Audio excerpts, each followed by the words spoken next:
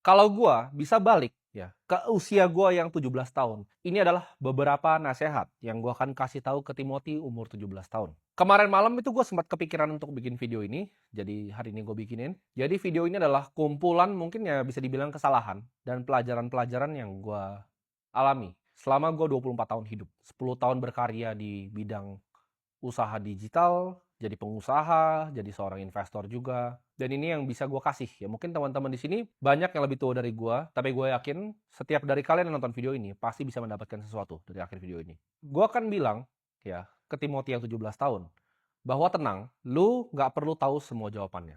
Maksudnya apa? Gue waktu 17 tahun, 18 tahun, bahkan mungkin masih tahun lalu, ya, gue selalu banyak bertanya-tanya tentang apa yang gue sedang kerjakan. Apakah yang gue kerjakan itu benar, dan apakah yang gue kerjakan itu sesuatu yang gue cintai. Tapi jawabannya adalah, gue nggak perlu buru-buru untuk tahu semua jawabannya. Gue tuh orang yang gerasak gerusuk ya, gue cepet orangnya. Gue akan kasih tahu bahwa tenang ya, lu yang masih bocah nih, lu masih kecil nih, lu nggak perlu tahu semuanya. Kadang dulu gue mikir, apakah gue itu adalah seorang investor yang paling jago? Tapi gue ngerasa waktu itu seumur gue, kayaknya Warren Buffett itu udah lebih muda mulanya dari gue waktu dia invest Coca-Cola. Kayaknya gue adalah seorang investor yang nggak sejago Warren Buffett. Dan kalau kita ngomongin soal media, ya gue mungkin nggak seperti orang-orang jago banget yang udah bikin apa campaign-nya Coca-Cola atau yang lain. Atau di bidang-bidang yang lain. Gitu. Tapi waktu yang akan berikan nanti jawabannya semua. Jadi lu nggak perlu harus langsung tahu gitu, fokusnya di industri apa, lu jagonya di mana. Kadang nanti lu akan ketemu yang namanya dua dunia.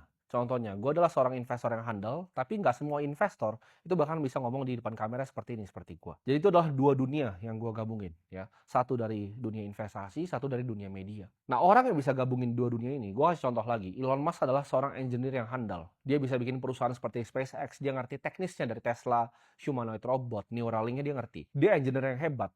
Tapi dia adalah seorang salesman yang lebih hebat lagi sebenarnya. Jadi kalau Elon Musk kalian suruh gua nih analisa, dia itu bukan fully engineer. Dia mungkin engineer-nya 30%, 70%-nya adalah sales. Atau misalnya Jeff Bezos, dia adalah dua, dia adalah orang sistem dan dia juga adalah sebuah engineer. Jadi banyak orang-orang terkaya di dunia itu yang berhasil menggabungi yang gue sebutnya dua dunia ini. Kadang ada yang bahkan tiga. Lu fokus di satu aja gue bilang lu bisa jadi yang terhebat. Lu bisa jadi orang yang sukses, lu bisa jadi orang yang kaya. Tapi jawabannya lu harus lihat apa yang kira-kira lu jago, apa yang sebenarnya orang lain bilang lu jago. Bukan dari diri lu sendiri tapi dari orang lain. Jadi jawabannya adalah waktu, nggak usah buru-buru. Misalnya lo lagi mencari, ya kan, masih bingung, lu kadang masih ngerasa apakah ini hal yang harus gue kerjain. Tenang ya, gue kasih tau lu tenang, nggak usah buru-buru. Gue pas masih umur 17 tahun, ya gue mikir bahwa uang itu adalah segalanya. Jadi apa-apa tuh uang, uang, dan uang. Tapi gue pengen kasih tahu ke kalian semua yang masih mulai ya. Gue paham kalian nonton gue ini, kalian pengen sukses. Tapi kalian harus paham, uang